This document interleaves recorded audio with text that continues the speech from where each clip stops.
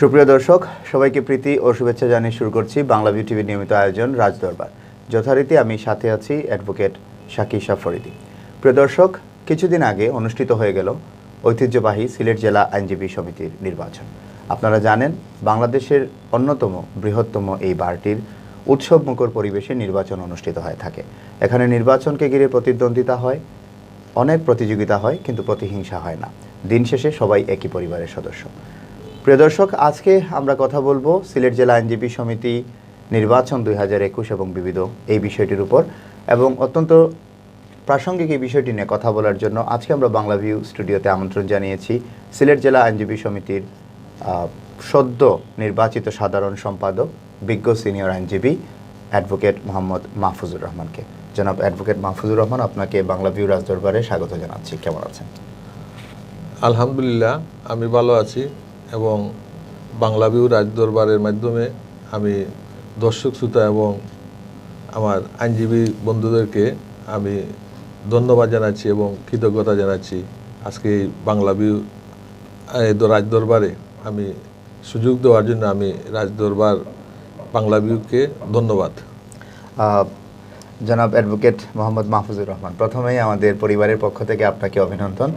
অত্যন্ত প্রতিদ্বন্দ্বিতাপূর্ণ, বলতে গেলে সিলেট জেলা আইনজীবী সমিতির শতবর্ষের ইতিহাসের মধ্যে সবথেকে প্রতিদ্বন্দ্বিতাপূর্ণ নির্বাচনটি এই বছর হয়েছে, যেখানে মোট 1610 জন ভোটারের মধ্যে 627 এবং 627 ভোট পেয়ে একটা টাই এবং ড্র হয়ে গিয়েছিল। পরবর্তীতে বিভিন্ন প্রক্রিয়া অনুসরণ করে সেখানে যুগ্মভাবে নির্বাচিত হয়েছেন আপনি এবং আমাদের গত কমিটির তৎকালীন সাধারণ সম্পাদক অ্যাডভোকেট মোহাম্মদ ফজলুল হক সেলিম। কেমন ছিল সেই সময় টান অনুভূতির সময়টুকু? অনুভূতিটা কেমন ছিল যখন শুনছিলেন যে 1 ভোট 2 ভোট করে আঘাত চেপে যাচ্ছে? ধন্যবাদ সাকি। আসলে নির্বাচনের প্রতিযোগিতা একটা বিষয় আছে, কিন্তু আমাদের এই সিলেট জেলা আইনজীবী সমিতি, যেহেতু আপনি বলছেন যে আমাদের একটা উৎসবমুখর পরিবেশে একটা নির্বাচন হয়, সত্যিই আসলে আমরা প্রতি বছরই আমাদের এই নির্বাচনটা আমাদের আইনজীবীরা একটা উৎসবমুখর পরিবেশের মাধ্যমে পালন করি আমরা। আমাদের গত 14 জানুয়ারি 2021 যে নির্বাচনটা ছিল, সেই নির্বাচনটা সত্যিই একটা টান উত্তেজনার মধ্য দিয়ে আমরা অতিবাহিত করেছি। কিন্তু আমি যেহেতু এই নির্বাচনে একজন প্রার্থী ছিলাম এবং আমার অপোজিশনে যে প্রার্থীরা ছিলেন উনি আমাদের সাবেক সাধারণ সম্পাদক অ্যাডভোকেট ফজলুল হক সেলিম, উনিও শক্ত প্রার্থী ছিলেন। যেহেতু আমাদের আইনজীবীরা তাদের অত্যন্ত মূল্যবান মতামত দিয়েছেন, যেহেতু যোগ্যতা নিরিখে হয়তো ওনাদের মূল্যায়ন করেছেন যে আমরা দুজনই আমরা যোগ্য, সেই যোগ্যতা নিরিখে তাদের যে ভোট দিয়েছেন সেটারই প্রতিফলন হয়েছে আমাদের 14 তারিখে নির্বাচনের ফলাফলে। সেই নির্বাচনে আমি মনে করি যে আমাদের আইনজীবীরা যে মূল্যায়ন করেছেন, সেই মূল্যায়নের জন্যই আমরা আজকের এই টান উত্তেজনার বা প্রতিদ্বন্দ্বিতায় আমরা আসতে পেরেছি, বা আমরা হয়তো কেউ বিজয়ী নয়, কিন্তু আমরা নির্বাচনে যেহেতু আমাদের এই সিলেট জেলা আইনজীবী সমিতির একটা সৌহার্দ্য সম্প্রীতির বন্ধনে আমরা আবদ্ধ, সেই বন্ধনের কারণেই আমরা সিনিয়র আইনজীবী সহ আমাদের সাবেক সভাপতি সাধারণ সম্পাদকরা আমাদেরকে অন্যদিকে না গিয়ে আমাদেরকে যুগ্মভাবে আমাদেরকে বিজয়ী ঘোষণা করা হয়েছে। সেজন্য আমি জেলা আইনজীবী সমিতির নির্বাচন কর্মকর্তা সহ আমাদের সিনিয়র আইনজীবীদের কাছে কৃতজ্ঞতা এবং ধন্যবাদ জানাচ্ছি। জি, আমরা প্রতি বছর একটি জিনিস দেখি যে যখন ভোট গণনা হয় তখন সাধারণত বিভিন্ন পদে যারা পদপ্রার্থী থাকেন তারা ঠিক ওই সময়ে ওইখানে আসেন না, যখন বিজয় অনেকটা সুনিশ্চিত হয়ে যায় তখন আসেন। কিন্তু এবছর তো বিশেষ করে আপনার যে পদ ছিল সাধারণ সম্পাদক, সেখানে তো এই হবে বিজয় সুনিশ্চিত হয়েই নাই এবং শেষ পর্যন্ত টাইতে ছিল, বাসা থেকে আসবেন কিনা, ওই সময়ের অনুভূতিটা আপনার কেমন ছিল? আসলে সেই সময় একটা উত্তেজনাকর মুহূর্ত ছিল, সত্যি এটা ভাষায় প্রকাশ করতে পারবো না, কিন্তু আমার জীবনের একটা স্মরণীয় ঘটনা বা আমার জীবনের একটা স্মরণীয় মুহূর্ত আমি বলবো যে সেই মুহূর্তটা অত্যন্ত উত্তেজনা করছিল। কিন্তু পরবর্তী যখন আমরা এই উত্তেজনার পরবর্তীতে আমরা যে ফলাফল বিজয়ী বা হারের না গিয়ে আমরা যুগ্মভাবে তখন আরেকটি উত্তেজনা ছিল, কি হবে আমরা সেই চিন্তা থেকে একটা অন্য ধরনের উৎকণ্ঠায় কাজ করেছিল সেই সময়টা। একটি বিষয় আমরা বাংলাদেশের সর্বোচ্চ আদালত থেকে শুরু করে বিভিন্ন জেলা জজ আদালতগুলোতে দেখি যে সেখানের বার সমিতিগুলো নির্বাচনে বিভিন্নভাবে সাদা দল নীল দল বিভিন্ন প্যানেলভুক্ত ইলেকশনগুলো হয়। আমাদের সিলেট জেলা আইনজীবী সমিতিতে এখনও পর্যন্ত ওই প্রক্রিয়াটি শুরু হয়নি। এখানে ধরে নেওয়া হয় যে আইনজীবী সমিতির ভেতরে একটি অরাজনৈতিক নির্বাচন হয়। এই বিষয়টিকে আপনি কীভাবে মূল্যায়ন করেন? আমাদের সিলেট জেলা আইনজীবী সমিতি একটা 100 বছরের ঐতিহ্যবাহী বার। আমাদের বারের এখানে দলীয়ভাবে কোনো নির্বাচন হয় না। যেহেতু দলীয়ভাবে নির্বাচন হয় না, আমাদের এটা রেওয়াজ হিসাবেই আমরা ধরে নিই যে আমরা কোনো দল বা সাদা দল বা নীল দল হিসাবে নয়, আমরা যার যোগ্যতা হিসাবে এখানে আমাদের আইনজীবীরা মূল্যায়ন করেন। সেই যোগ্যতা হিসাবেই আমি মনে করি যে আমি একজন দলীয় কর্মী হিসাবে আমি এখানে নির্বাচনে অংশ করি না, যেহেতু আমি রাজনীতির একটা অংশে জড়িত ছিলাম বা আছি বর্তমানে, কিন্তু সেই বিবেচনা আমাকে মূল্যায়ন না করে আমাদেরকে যে আমাদের ওয়েল বিহেভ বা আমাদের কর্মকাণ্ড অতীতের কর্মকাণ্ড হিসাবে আমি মনে করি আমাদের আইনজীবীরা তা যাকে যোগ্য মনে করেছেন সেই হিসাবেই তারা নির্বাচনে ভোট দিয়ে নির্বাচিত করে। একটি বিষয় বারবারই অত্যন্ত প্রাসঙ্গিকভাবে সামনে চলে আসে যে আপনি মূলধারার রাজনীতির সাথে জড়িত, আপনি ছাত্র জীবন থেকেই ছাত্র রাজনীতির সাথে জড়িত ছিলেন বিভিন্ন আন্দোলন সংগ্রামে। আপনার দল বাংলাদেশ আওয়ামী লীগ, সেটির বর্তমানে আপনি বাংলাদেশ আওয়ামী লীগ সিলেট জেলারও সাংগঠনিক সম্পাদক। অনেকেই বলেছেন এই বিষয়টি নির্বাচনকে প্রভাবিত করতে পারে, কিন্তু শেষ পর্যন্ত আপনি ফলাফলটা বিজয়ী হয়েছেন যুগ্মভাবে। আপনার কি মনে হয় সরাসরি রাজনীতিতে জড়িত থাকার কারণে নির্বাচন কোনোভাবে ক্ষতিগ্রস্ত হয়েছে কিনা?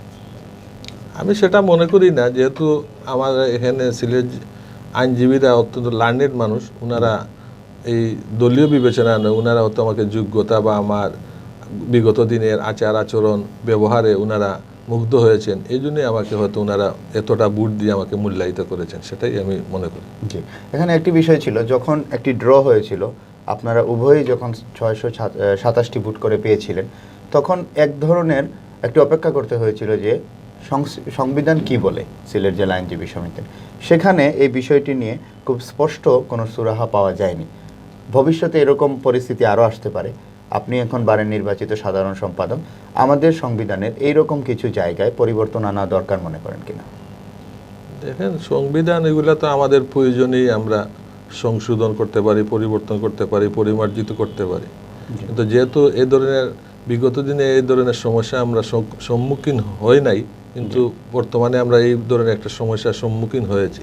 আমি মনে করি যে সময়ের প্রয়োজনে আমরা আমাদের সেই নির্বাচনী আচরণবিধি বা আমরা যে সিলেট জেলা আইনজীবী সমিতির যে একটা সংবিধান আছে, সেই সংবিধান পরিবর্তন করা যায় বা সংযোজন করা যায়, সেটা তখন সময়ের দাবি আমি মনে করি।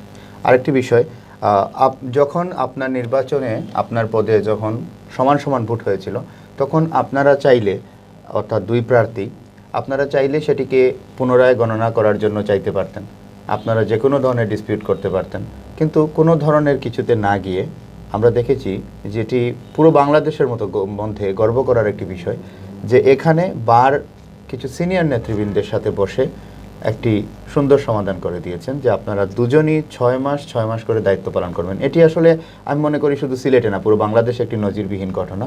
এখানে সিলেট জেলা আইনজীবী সমিতির সিনিয়রদের প্রতি যে শ্রদ্ধাবোধের একটি অনন্য নজির সৃষ্টি হয়েছে, বা আপনারা যে শ্রদ্ধা দেখিয়েছেন, এটিকে আসলে কিভাবে মূল্যায়ন করেন আপনি?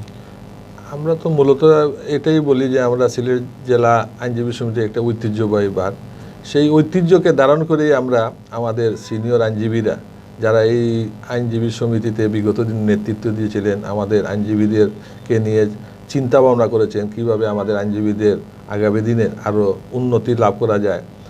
এই আইনজীবীরাই আমাদেরকে যেহেতু বলেছিলেন যে ওনারা যে আপনারা এই যেহেতু উভয়কেই আমাদের আইনজীবীরা ম্যান্ডেট দিয়েছে, আপনারা উভয় যোগ্য, সেই হিসাব বিবেচনা করে আপনারা অন্য চিন্তাভাবনা না করে আমরা যুগ্মভাবে আপনাদেরকে ঘোষণা করেছি। তা আমি মনে করি আবারও সেই ঘটনায় আমরা সিলেট জেলা আইনজীবী একটি সম্প্রীতি বা আমরা কোনো হিংসা বিদ্বেষের বশবর্তী না হয়ে আমরা সম্প্রীতির বন্ধনে আবদ্ধ হয়ে একটি নজির সৃষ্টি করেছি, এবং আমি মনে করি যে আমি ইতিহাসের একটা অংশ হিসাবে এই অংশ হতে পেরেছি, সেজন্য আমি নিজেকে ধন্য এবং গর্বিত মনে করছি। জি, আরেকটি বিষয়, যখন আপনারা নির্বাচিত হন অবশ্যই আপনাদের কাছে জেলা আইনজীবী সমিতির সাধারণ সদস্যদের অনেক প্রত্যাশা থাকে এবং আপনাদের জায়গা থেকে অনেক কাজ করারও থাকে, বিশেষ করে সাধারণ সম্পাদকের পদটি যখন অলঙ্কৃত করেন সেই হিসেবে আপনার বারকে নিয়ে কি চিন্তা আছে, কি কি সমস্যা আপনি এখন পর্যন্ত নিরূপণ করতে পেরেছেন? দেখেন, আমি একটা রাজনৈতিক দলের কর্মী হিসাবে কাজ করি, পাশাপাশি আমার পরিচয় আমি একজন আইনজীবী। আমার কর্মক্ষেত্র হলো আমার সিলেট জেলা আইনজীবী সমিতি এবং আমার পেশাগত দায়িত্ব আমি আমার কোর্ট প্রাঙ্গণ। সেই হিসাবে আমি দীর্ঘদিন এই সিলেট জেলা আইনজীবী সমিতিতে নিজেকে নিজের কর্মে ছিলাম। সেহেতু আমি আইনজীবীদেরকে নিয়ে আমি চিন্তা ভাবনা করি, যেহেতু আমরা একটা রাজনৈতিক কর্মী হিসাবে আমাদের করার সুযোগ আছে। আমি মনে করি সেই বিবেচনায় অনেকে আমার কাছে অনেক প্রত্যাশা হিসাবে আমাকে নির্বাচিত করেছে বা ভোট দিয়েছে। আমি সেই প্রত্যাশা পূরণের জন্য আমার কিছু পরিকল্পনা আছে। ধরেন সেই পরিকল্পনা হয়তো আমার সময়ের বিবেচনায় হয়তো সেটা করতে পারবো না, কিন্তু চিন্তা চেতনায় যাতে সেই পরিকল্পনাগুলো আমরা প্রতিফলিত করতে পারি এবং আইনজীবীদের কল্যাণে আমরা কাজ করতে পারি। বিশেষ করে আমাদের এই নতুন আইনজীবীদের বসার স্থান সংকুলন বা সিনিয়র আইনজীবীদের আমাদের চেম্বার সংকট বা আমাদের বার এবং বেঞ্চের সাথে সুসম্পর্ক রেখে আমরা কিভাবে আমাদের পেশাগত দায়িত্ব আরও সুন্দরভাবে পালন করতে পারি সেটা নিয়ে চিন্তা ভাবনা করবো। এবং বিশেষ করে আমি বলতে চাই যে আমাদের 1 নম্বর বার এবং 2 নম্বর বার অত্যন্ত জরাজীর্ণ হয়ে গেছে, পুরানো হয়ে গেছে। সেটা নিয়ে এখনই আমাদেরকে একটা মাস্টার প্ল্যান বা সুদূরপ্রসারী একটা পরিকল্পনা হাতে নিতে হবে, যাতে অল্প দিনে না হোক আমরা দীর্ঘমেয়াদী পরিকল্পনা করে আমরা সেইটা বাস্তবায়ন করে আমাদের আইনজীবীকে আরও সমৃদ্ধ করতে পারবো বা আইনজীবী বারকে আরও সমৃদ্ধ করতে পারবো। সেটা সবাইকে নিয়ে আমি আমার মতামত দিচ্ছি যে যাতে সবাই নিয়ে একটা পরিকল্পনা গ্রহণ করতে পারি এবং সেই পরিকল্পনা হয়তো আমরা দীর্ঘমেয়াদীভাবে পালন করতে পারি। সেটাই আজকে আমার সেই পরিকল্পনা গ্রহণ করব এবং সেই ব্যাপারে আমার কার্যক্রম অত চিরে আমরা শুরু করব। আমার ব্যক্তিগত আগ্রহের জায়গা থেকে একটি প্রশ্ন, আমি একবার এটি নিয়ে আমার সামাজিক যোগাযোগ মাধ্যমে লিখেছিলাম যে সিলেটের বিভিন্ন প্রতিষ্ঠানকে আমরা দেখি, আপনি যদি একদম ক্যান্টনমেন্ট থেকে শুরু করে শাহজালাল বিশ্ববিদ্যালয়, ওসমানী মেডিকেল সবগুলোকে দেখবেন তাদের নিজেদের বাচ্চা পড়াশোনা করার জন্য তাদের প্রতিষ্ঠিত কিছু স্কুল আছে। ক্যান্টনমেন্ট পাবলিক স্কুল আছে, শাহজালালের তাদের স্কুল আছে, ওসমানী মেডিকেল কলেজের আবার স্কুল আছে। আমাদের ওই রকম কিছু করা যায় কিনা যে সিলেট জেলা আইনজীবী সমিতি একটি স্কুল প্রতিষ্ঠিত করতে পারে কিনা, যেখানে আইনজীবীদের সন্তানরা পড়াশোনা করলো, সিট যদি অতিরিক্ত থাকে অন্যরা এসে পড়াশোনা করলো? আসলে সুন্দর আপনার মতামত এটা দিচ্ছেন, কিন্তু আমি মনে করি যে আমরা আসলে বাংলাদেশ অনেক দূর এগিয়ে যাচ্ছে। বর্তমান প্রধানমন্ত্রী জননেত্রী শেখ হাসিনা উনি প্রতিটা সেক্টরে ওনার দক্ষতা, মেধা এবং পরিশ্রম করে দিয়ে উনি বাংলাদেশকে এগিয়ে নিয়ে যাচ্ছেন। যেহেতু আমরা এই উন্নত বিশ্বে পদার্পণ করব, আমরা সেই বিবেচনায় যে জননেত্রী শেখ হাসিনা বিভিন্ন পরিকল্পনা হাতে নিচ্ছে। আমাদেরকেও নিজস্ব আমাদের আইনজীবী নেতৃবৃন্দ যারা আছে, বিশেষ করে আইনজীবী সমিতি আছে, আমাদের বার কাউন্সিলের আমাদের বিজ্ঞ সিনিয়ররা আছেন। আসলে এটা পরিকল্পনা আমরা নিতে পারি, বাস্তবায়ন তো সময়ের ব্যাপার, কিন্তু চিন্তাভাবনা যে আপনার আসছে সেই চিন্তাভাবনাকে আমরা কাজে লাগিয়ে নিশ্চয়ই আমরা এগিয়ে যেতে পারি। আর আমি বিশেষভাবে বলতে চাই যে আমরা এই আইনজীবীরাই আমাদের আইনজীবীর পরিবার বা সন্তানদেরকে নিয়ে চিন্তা ভাবনা করতে হবে এবং পরিকল্পনা আমরাই গ্রহণ করতে হবে। বিশেষ করে আমি যদি আমার আইনজীবীদেরকে নিয়ে চিন্তা ভাবনা করি, তাহলে এই ছোটো ছোটো ক্ষেত্র দিয়েই আমাদের বিশাল বাংলাদেশ, আমরা সমৃদ্ধ বাংলাদেশ একদিন করতে পারবো বা আমরা উন্নত বিশ্বে পদার্পণ করব। তাই আমি মনে করি আমার সেক্টরটা নিয়ে আমি চিন্তা ভাবনা করতে বা আমার নেতৃবৃন্দ যারা আমাদের সিনিয়র আছেন তাদেরকে নিয়ে আমরা সেই পরিকল্পনা গ্রহণ করে এগিয়ে যেতে হবে, আমি সেটাই বিশ্বাস করি। পেশাজীবী সংগঠনগুলোর মধ্যে সিলেট জেলা আইনজীবী সমিতি সর্ববৃহৎ একটি সংগঠন, বিশাল একটি পরিবার। অন্যান্য পেশাজীবী সংগঠনগুলো আকারে আমাদের থেকে অনেক ছোট হলেও দেখা যায় সেখানে কিন্তু নির্বাচনগুলো অনুষ্ঠিত করার জন্য বাইরে থেকে একটি নির্বাচন কমিশন বসানো হয় নিরপেক্ষ হওয়ার জন্য। সিলেট জেলা আইনজীবী সমিতি এই ক্ষেত্রে একেবারেই ব্যতিক্রম।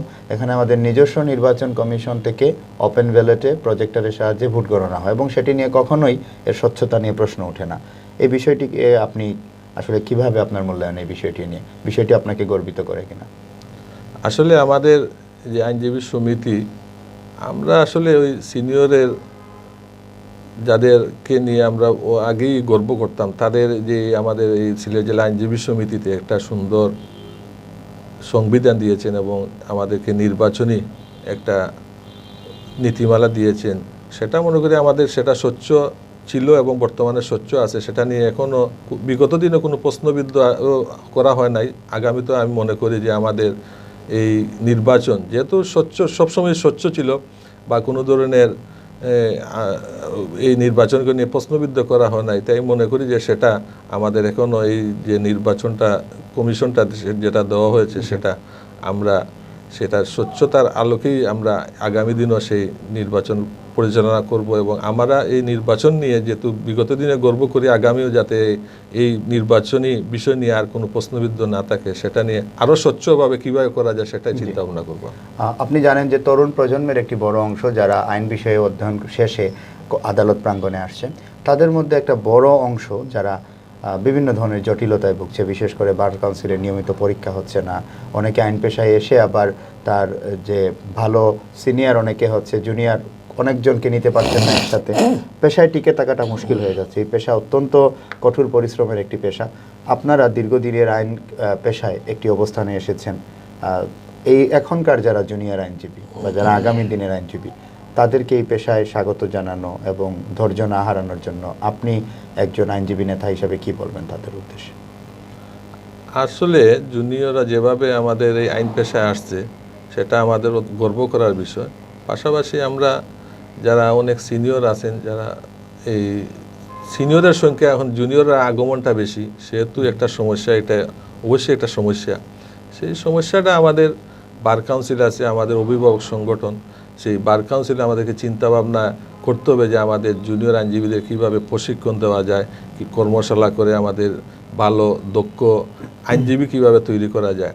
আর যারা সিনিয়র আইনজীবীরা আছেন তারা কিভাবে আমাদের জুনিয়র আইনজীবীকে একটু সহযোগিতা করে বা ওনাদেরকে একটু সহানুভূতি দিয়ে আমরা যাতে তাদের কর্মক্ষেত্রে একটু সুন্দর কর্মক্ষেত্র সৃষ্টি করতে পারে, সেটা আমরা সহযোগিতা অবশ্যই করব। বা আমি অনুরোধ করব যে আমাদের অনেক আইনজীবীরা, বিজ্ঞ আইনজীবীরা যারা আছেন, যাতে আমাদের জুনিয়র আইনজীবীদেরকে তাদের সাধ্য মতো তারা সহযোগিতা এবং তাদেরকে কিভাবে সহযোগিতা করা যায় সে ব্যাপারে তাদেরও পরামর্শ আমি রাখার অনুরোধ জানাবো তাদের কাছে। জি, একজন আইনজীবীকে বলা হয় সোশ্যাল ইঞ্জিনিয়ার, এবং একজন আইনজীবী হিসাবে আপনি ব্যক্তি জীবনে ছাত্র রাজনীতি করেছেন সফলভাবে, মূলধারার রাজনীতিতে এসেছেন, সফলভাবে রাজনীতি করছেন, বারে এসেছেন, বারকে এখন নেতৃত্ব দিচ্ছেন, অ্যাডিশনাল পাবলিক প্রসিকিউটর হয়েছেন। এখনকার যারা নতুন আইনজীবীরা, তারা ভবিষ্যতে এই ধরনের অনেকগুলো কর্মক্ষেত্র একসাথে সৃষ্টি করতে হলে, সফল হতে হলে তাদেরকে আসলে কতটুকু অধ্যবসায়ী হতে হবে, কী করতে হবে আসলে তাদেরকে? আসলে যারা নিজেদের কর্মক্ষেত্রে নিজের সাফল্য অর্জন করতে, অবশ্যই তাকে ধৈর্য ধরতে হবে, মনোযোগী হতে হবে এবং আইন পেশায় নিজেকে একজন প্রতিষ্ঠিত মানুষ করতে হবে। সর্বোপরি সে একজন পরিশ্রম করতে হবে। যেহেতু এখন প্রতিযোগিতার যুগ, আমরা প্রতিযোগিতা টিকতে হলে আমাদেরকে অবশ্যই নিজেকে সংযমী রেখে এবং নিজেকে একজন দক্ষ আইনজীবী হিসাবে, দক্ষ মানুষ হিসাবে এবং একজন সোশ্যাল মানুষ হিসাবে আপনি প্রতিষ্ঠিত করতে হবে, তবেই আপনি মূলত সেই সাফল্যের শিখরে পৌঁছতে পারবেন। পুরো বছর জুড়েই আপনি সাধারণ সম্পাদকের পদবিটি ধারণ করবেন, কিন্তু দায়িত্ব পালন করবেন 6 মাস, এবং আপনার দায়িত্ব ইতিমধ্যে শপথ গ্রহণের মাধ্যমে শুরু হয়ে গেছে। আমাদের অত্যন্ত ঝাঁকজমকপূর্ণ একটি অনুষ্ঠান থাকে, অ্যানুয়াল ডিনার, সেটি নিয়ে আপনার পরিকল্পনা এবং আগামী নির্বাচনে প্রার্থী হচ্ছেন কিনা? সবেমাত্র আমি আমার দায়িত্ব গ্রহণ করলাম। আমি দায়িত্ব গ্রহণের পর থেকে আমাদের আইনজীবীরা, আমাদের সিনিয়ররা অনেকে আমাকে সহযোগিতা করেছেন বা আমাদের জুনিয়র আইনজীবীরা অনেকে আমাকে অভিনন্দন জানিয়েছেন। সুতরাং আমি তাদের কাছ থেকে উৎসাহ পেয়েছি। আমি আমার কাজের এই ধারাবাহিকতা যাতে রক্ষা করতে পারি এবং আমাকে যদি আগামীতেও আমাকে সুযোগ দেওয়া হয়, আমি এই আইনজীবী সমিতির নিজেকে সম্পৃক্ত রেখে আমি আইনজীবীদের জন্য কিছু করতে চাই, সেটা যদি আমাকে সুযোগ দেওয়া হয়, ইনশাআল্লাহ আমি আমার দক্ষতা, মেধা এবং শ্রম দিয়ে আমি আইনজীবীদের কল্যাণে কাজ করে যাব। এই প্রতিশ্রুতি আমি জানাচ্ছি। জনাব অ্যাডভোকেট মোহাম্মদ মাহফুজুর রহমান, আপনাকে বাংলা ভিউ রাজদরবারের পক্ষ থেকে অসংখ্য ধন্যবাদ আমাদের আজকের আয়োজনে শামিল হওয়ার জন্য। আশা করছি আমরা ভবিষ্যতে আমাদের আয়োজনে আপনাকে সাথে পাবো। সর্বশেষ যদি বাংলা ভিউর দর্শক শ্রোতার উদ্দেশ্যে কিছু বলার থাকে। ধন্যবাদ সাকি, আমাকে এ ধরনের অনুষ্ঠানে একটা সুযোগ করে দিয়েছেন, বা আমাকে সুযোগ করে আজকে নিজেকে গৌরবান্বিত আমি মনে করছি। এবং আপনার মাধ্যমে আমি বাংলা ভিউর দর্শক শ্রোতাকে অনুরোধ করব এবং আমার আইনজীবীদের অনুরোধ করব যে ভবিষ্যতে আমরা যাতে সকলে মিলে আমাদের আইনজীবীদের কল্যাণে আমরা একটি সমৃদ্ধ বাংলাদেশের দিকে এগিয়ে যাই এবং আমাদের আইনজীবীদেরকে উত্তরোত্তর সাফল্য কামনা করে তাদের সর্বোপরি সর্বাঙ্গীন উন্নতি কামনা করে আমি সবার কাছ থেকে বিদায় নিচ্ছি। সবাই সুস্থ থাকুন, সবাইকে ধন্যবাদ। প্রিয় দর্শক, আমরা কথা বলছিলাম অ্যাডভোকেট মোহাম্মদ মাহফুজুর রহমানের সাথে। আমরা কথা বললাম তার সিলেট জেলা আইনজীবী সমিতিতে পথ চলা এবং 1998 সালে জয়েন করার পর থেকে আজকে পর্যন্ত এই পর্যন্ত তার আইন পেশার সাথে সংযুক্ত থেকে নিজেকে সফলতার জায়গায় নিয়ে আসা। কথা বললেন তিনি বারের বিভিন্ন সমস্যাবলী নিয়ে, কথা বললেন সেই সমস্যাগুলো নিজের অবস্থান থেকে সমাধানের সর্বাত্মক প্রচেষ্টা কীভাবে থাকবে তা নিয়ে। এবং আশা করছি আমরা 2021 সালে তিনি যেভাবে যুগ্মভাবে নির্বাচনে জয়ী হয়ে একটি ইতিহাস সৃষ্টি করেছেন, আশা করছি আমরা বিজ্ঞ সিনিয়র আইনজীবী অ্যাডভোকেট মোহাম্মদ মাহফুজুর রহমান তার কাজের মাধ্যমে সিলেট জেলা আইনজীবীকে সমিতিকে একটি গৌরবের পর্যায়ে নিয়ে যাবেন এবং এর গৌরব এবং সম্মানকে উত্তর বৃদ্ধি করার জন্য আরও বেশি কাজ করবেন। প্রিয় দর্শক, আজকে এর মতো এখানে বিদায় নিচ্ছি। কথা হবে আগামী পর্বে অন্য কোনো অতিথির সাথে অন্য কোনো বিষয়। সে পর্যন্ত ভালো থাকুন। আসসালামু আলাইকুম, শুভরাত্রি।